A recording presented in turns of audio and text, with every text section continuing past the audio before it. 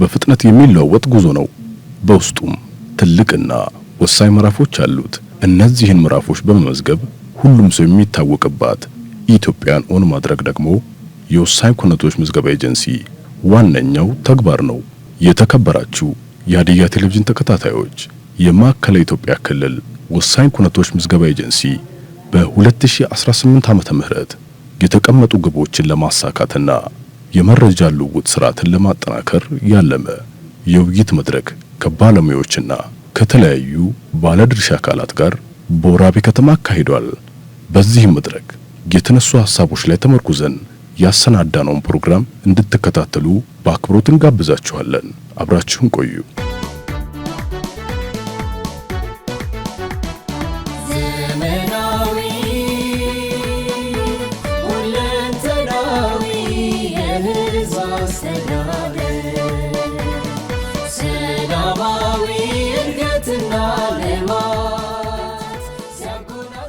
የወሳኝ ኩነቶች ምዝገባ ለግለሰብ ማንነትን ማረጋገጥ፣ የትምህርት፣ የውርስና የጉዞ እንዲሁም ሌሎች አገልግሎቶችን ለማግኘት የሚያስችል ህጋዊ ማስረጃ ነው። ለመንግስት ትክክለኛ የህዝብ ቁጥርና የጤና መረጃ ለማግኘት፣ ለትምህርት፣ ለጤና፣ ለመሰረተ ልማትና ለልማት እቅድ የማይተካ መረጃን ይሰጣል። እያንዳንዱ ሰው መታወቅ አለበት። ከታወቀስ በኋላ ማህበራዊ፣ ኢኮኖሚያዊ፣ ፖለቲካ መብቶቹ እንዲረጋገጥ ያደርጋል ማለት ነው። ማስረጃው ለሁሉ ለነዚህ ላልኳቸው ኢኮኖሚ፣ ፖለቲካ፣ ማህበራዊ ጉዳዮች ወሳኝ ናቸው። ይሄን ማስረጃ ይዞ ነው መንግስት እቅድ የሚያቅደው። በጀት ሲመደበው ከተመዘገበው መረጃ ተነስቶ ተከታትለን ካልመዘገብን፣ ተከታትለን ግንዛቤ ካልፈጠርን፣ ተከታትለን መረጃዎችን አደራጅተን ካልሰጠን የዛ ዞን የበጀት ቀመር ለልማት እንቅስቃሴው እንቅፋት ይሆናል። በዚህ ልክ ማሰብ አለብን። ለግለሰቦችም መብታቸው እንዲከበር፣ የማህበራዊ አገልግሎቶች፣ የኢኮኖሚ አገልግሎቶች እንዲያገኙ ማስረጃው ወሳኝ ነው። ወደ ፍትህ አቃልም ሲሄድ ብቻውን በቂ ነው ማስረጃው ብቻው መብትን ለማስከበር። ከዚህ አንፃር የትምህርትና ስልጠና ባለሙያዎች መጀመሪያ ማንበብ። የወሳኝ ኩነቶች ምዝገባ ኤጀንሲም በዘርፉ ብዙ ተግባራትን እያከናወነ ይገኛል። ለሀገር ልማት የሚጠቅም ጥራት ያለው መረጃ በማሰባሰብና መልካም አስተዳደርን በማጠናከር ረገድ ትልቅ ሚና እየተጫወተ ይገኛል። ይህም ተጠናክሮ መቀጠል እንዲችል ከባለድርሻ አካላት ጋር ቅንጅታዊ አሰራር ወሳኝ ነው። የማዕከላዊ ኢትዮጵያ ክልል ወሳኝ ኩነቶች ምዝገባ ኤጀንሲ በክልላችን በሚገኙ በ7 ዞኖችና በ3 ልዩ ወረዳዎች ስር በተዋቀሩ መዋቅሮች የወሳኝ ኩነት ምዝገባ ማለትም የልደት፣ የጋብቻ፣ የፍቺ፣ የሞት እና የጉዲፈቻ ምዝገባዎችን ስናካሂድ ቆይተናል። እነዚህ ምዝገባዎች በአንድ በኩል ውጤታማ፣ በሌላ መንገድ ደግሞ ውስንነቶች እንዳሉ እንደ ተቋም ያየንበት ሁኔታ አለ። ከዚህ አኳያ የዛሬው መድረክ በዋናነት የምዝገባ ግቦቻችን ለማሳካት በእቅድ፣ በሪፖርት፣ በመረጃ ፍሰትና በተያያዥ ጉዳዮች ዙሪያ የጋራ መግባባት የሚፈጥርበት፣ ከወሳኝ ኩነት በሚገኙ መረጃዎች ዜጎች ተጠቃሚ የሚሆኑበትና የሚቀርቡ መረጃዎች ጥራት ያላቸው እንዲሆኑ እንዲሁም ተደራሽነትን ለማረጋገጥ የባለድርሻ አካላት ቅንጅታዊ አሰራር የማጠናከር፣ የግንዛቤ የስልጠና ስራዎቻችን ማጠናከር፣ በተለይም በቴሌቪዥን፣ በሬዲዮና በማህበራዊ ሚዲያዎች የተጀመሩትን የግንዛቤ ማስጨበጫ ስራዎች አጠናክረን እስከ ቀበሌ ድረስ ማድረስ ታሳቢ ያደረገ መድረክ ነው። በሌላ መልኩ የቅንጅታዊ አሰራራችን በተለይም የመረጃ ፍሰትን ውስንነት በማስተካከል ወቅታዊ ምዝገባ ከሚካሄድባቸው ተቋማት በተለይ በሆስፒታሎች፣ ጤና ጣቢያዎች፣ እድሮችም የግንዛቤ ስራ ይሰራሉ። ሁላችሁም በምታውቁት አይነት ነባር የሆነ ደንብ ይዘው ያሉ እድሮች ናቸው ያሉት። ይህንን ሞቢላይዝ አድርጎ አንቀሳቅሶ ሰብሮ በዚህ ጉዳይ ላይ እንዲሰሩ የማድረግ ስራ መስራት ከበድ ያለ ነው። ስለዚህ በዚህ ዙሪያ ላይ ደረጃ በደረጃ ግንዛቤ እየሰጠን በተወሰኑ ናሙና እድሮች ላይ ደንቦችን እንዲያሻሽሉ የማድረግ ስራ ሰርተናል። ከነዚህም ውስጥ ለምሳሌ አንድ ሰው እድር ውስጥ በሚገባበት ጊዜ ቢያንስ አዲስ ከሆነ ይህን መረጃ ይዞ እንዲገባ የማድረግ ሞት በሚከሰትበትም ወቅት ለሟች ቤተሰብ የምናረጋቸው ወይም እድሮች የሚያደርጓቸውን ድጋፎች ከወሳኝ ኩነት መረጃ ጋር አያይዘን ተያይዞ እንዲከፈል ያን እንዲያቀርቡ የማድረግ አዲስ ሕፃን ሲገባም እድሮች ውስጥ የመመዝገብ ግዴታ ስላለበት ይህ ግዴታ ምዝገባ ከመፈጸሙ በፊት እንዲመዘገብ ተመዝግቦ ሰርቲፊኬት ይዞ እንዲመጣ የማድረግ በጋብቻም ላይ አዲስ ሲያገባም ሆነ አዲስ ሲታገባ አዲስ የሚመጣ እንግዳ ስለሚኖር ይህንንም መረጃ በዚሁ አይነት እንዲመዘገብ የማድረግ ስራ በደንባችን ውስጥ በእድሮቹ ደንብ ውስጥ እንዲካተት የማድረግ ስራ በናሙናነት እየሰራ ነው ያለ ነው። በዚህም መሰረት ሆሳዕና ከተማ ዙሪያም ላይ በተወሰነ ደረጃ እየተሰራ ነው። በተለይ ወልቂጤ ጉራጌ በዚህ አካባቢም እየተሰሩ ያሉት እነዚህ ስራዎች ቅድም ከሰብሳቢው እንደሚገለጸውም በዚህ ጉዳይ ላይ ትኩረት አድርገው እየሰሩ ናቸው እድሮች።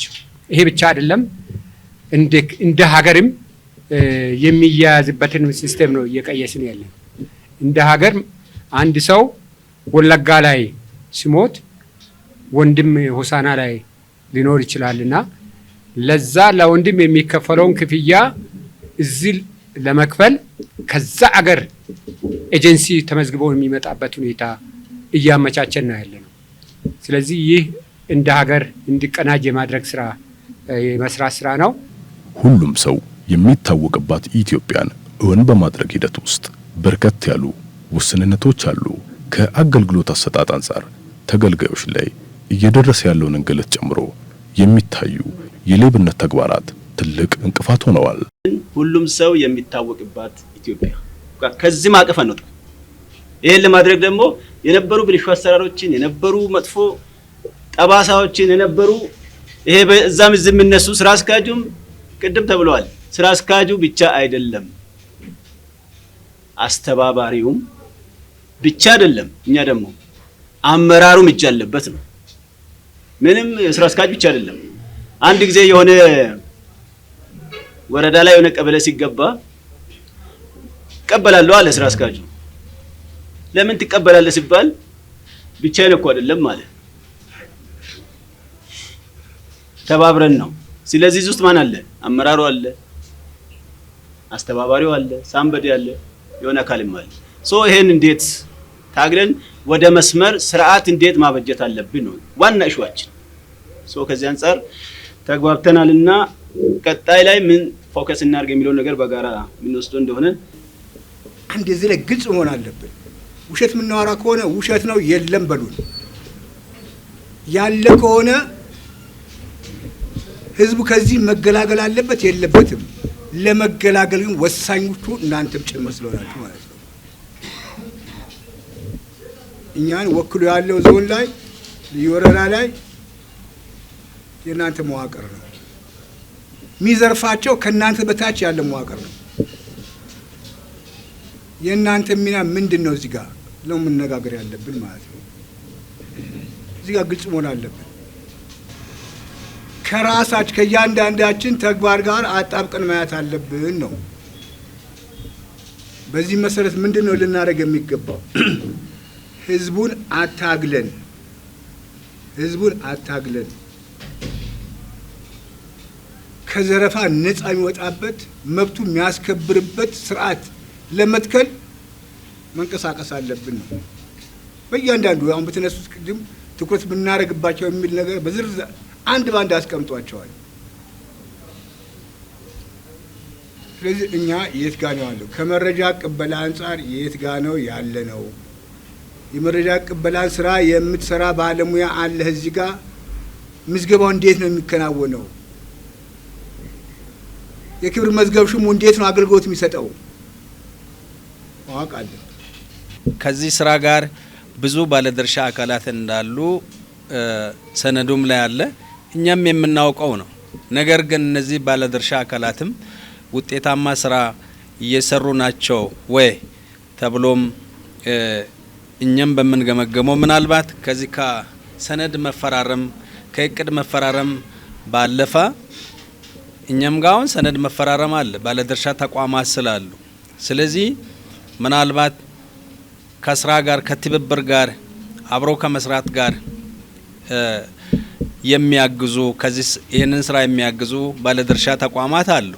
ነገር ግን በአዋጅም በመመሪያም በደንብም የተቀመጡ ተቋማት እንደነበረ ሆኖ በዛ ልክ ግን ይህን ስራ ውጤታማ ለማድረግ ሁሉም ባለድርሻ አካል እየተረባረባ እየሰራ እንዳልሆነ እኛም ጋር ክፍተት እያየን እንደሆነ ይሄ በደንብ መወሰድና ቀጣይ እኛም እንድናርም ጥሩ ፍንጭ ሰጪ መድረክም እንደሆነ ነው እኔም በግሌ ያየሁት።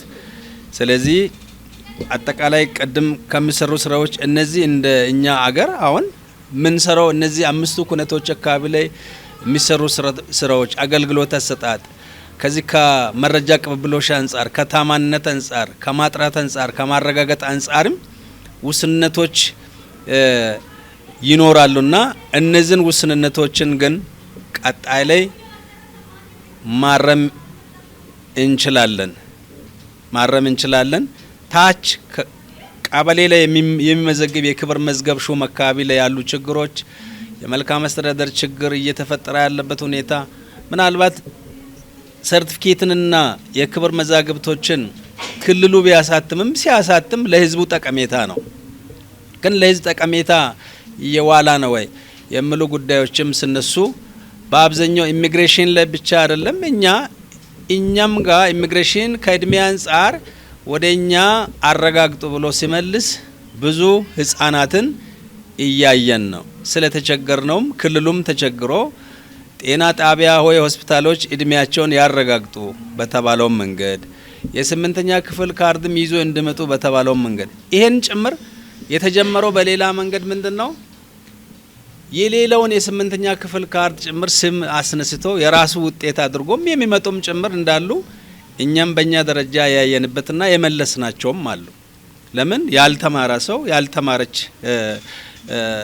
ይሂት ወይም ወንድ ልጅ ሴት ልጅ ያልተማሩበትን የስምንተኛ ክፍል ካርድ የሰውን ስም ድሊት አድርጎ የራሱ ያልሆነውን ውጤት የማምጣት ሁሉ ችግር እንደነበረበት ይሄ ሁሉ ምንድነው ክልሉም በገመገመው አቅጣጫ በሰጠውም እኛም እየሰራን የመጠንበት ነው። ይሄ ከታች ጀምሮ ከክብር መዝገብ ሹም ጀምሮ ሲመዘግብ እድሜ ከ18 እድሜ በታች የነበሩ ልጆች በወላጆቻቸው አማካይነት ይመዝገቡ ተብሏል። ስለዚህ እነሱ በሌላ ምናልባት ካልኩሌሽን ይሄ ማለት በክራይ ስለሚሰሩ ወላጆች ቢገፉም ህጉ የነን ነው የምለው ከ18 እድሜ በታች ወላጅ ያስመዝግብ፣ ውጭ ሀገር መሄድ አይችልም።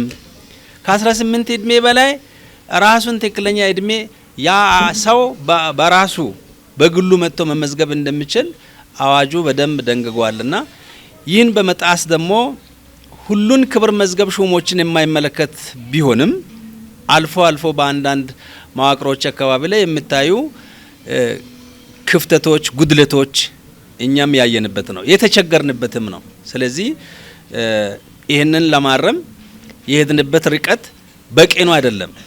የሄድንበት ርቀት አለ ግን በቂ አይደለም። ቀጣይ ብዙ ያሰረናል የሚል ሀሳብ አለኝና ምናልባት ይህንን ስራ ከማገዝ አንጻር እንደ ወሳኝ ኩነት ሌሎች ባለድርሻ አካላት አሁን ፍርድ ቤት እንዲያግዘን፣ ፖሊስ እንዲያግዘን ባለቤቱ ወሳኝ ኩነት ነው። ሌላ ባለድርሻ አካል ይሄ ችግር ተፈጠረ የተባለውን ችግሩን ለነዚህ አካላት ደግሞ መረጃዎችን በማቅረብ በህግ ተጠያቂ እንዲሆን ይህንን ግድፈት የፈጸመው አካላት ተጠያቂ እንዲሆኑ የማድረግ ነገር እንደ ወሳኝ ኩነት ከኛ የሚጠበቅ ነው የሚሆነው። ከአገልግሎት አንጻር አሁን እውነትም እንደተባለው ያው ሁለቱም ጓዶች ያንስተውታል። ሰፊ ችግሮች እንደኛም ዞኖች የገጠሙን ችግሮች አሉ። ግን ያንን ችግሮችን ቆመን አላየንም። ጥረቶች አሉን። አሁን ከመዛግብት አቅርቦት አንጻር ችግር ስለነበረ አንድ ወረዳችንን ሁሉንም ታብሌቶችን ወደ ስልጠና በስልጠና ወደ ተግባር እንዲገባ አድርገናል። የስር መዋቅር በደንብ መወሰድ አለበት። ዞኖች ላይ ወረዳ ላይ ቅንጅታዊ አሰራር በጣም ሰፊ ክፍተት አለ። ይሄንን ማረም ነው። ለምን ሴቶች፣ ህጻናት፣ ወጣቶች ስንል የዚህ መብት ተጠቃሚ እንዲሆኑ ጭምር ነው መስራት ያለብንና ከጉልበት ብዝበዛ የህጻናት ጥቃት ጋር የሴቶች ጥቃት ላይ ለመከላከል ጭምር ሰርቲፊኬቱ ያስፈልጋል። ይህንን መስራት አለብን የሚለውን ነገር መያዝ ነው። ስለዚህ እንደ ፍርድ ቤትም የስር መዋቅር ማጠናከር ከስርም ከጎኑም ከኛም መዋቅር ጋር ከላይም መጠናከር አለበት። እድሮችን ስንት እድሮች አሉ የሚለው መረጃ ከመረጃ ነው የሚነሳው። ስንት እድር አለ በቃ ብዛቱ ቁጭ ይላል። እቺ እድር ምን ያህል ምስክር ወረቀት ጠይቃ አባል አደረገች፣ በህገ ደንቡ መሰረት ጥቅማቸውን ሰጠች የሚለውን ነገር በደንብ መረጃ መያዝ ያስፈልጋል። እድሩ መታወቅ አለበት። የሃይማኖት ተቋሙ መታወቅ አለበት። ተቋማቱ ከስር መታወቅ አለባቸው።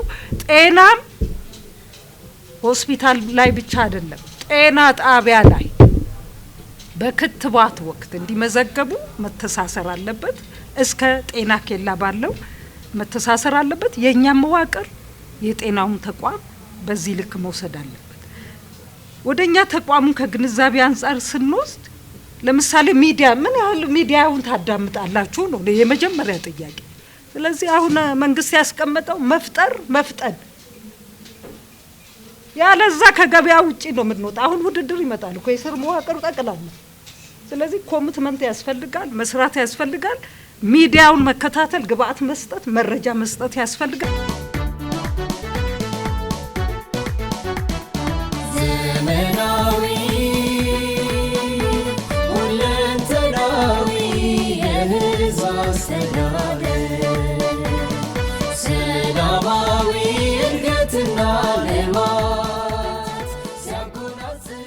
የተከበራችሁ የሀዲያ ቴሌቪዥን ተከታታዮች የማዕከላዊ ኢትዮጵያ ክልል ወሳኝ ኩነቶች ምዝገባ ኤጀንሲ በ2018 ዓ.ም የተቀመጡ ግቦችን ለማሳካትና የመረጃ ልውውጥ ስርዓትን ለማጠናከር ከባለሙያዎችና ከተለያዩ ባለድርሻ አካላት ጋር ጠንካራ ውይይት ማድረጉን ተከትሎ ያዘጋጀንላችሁ መሰናዶ የተከታተላችሁትን ይመስል ነበር።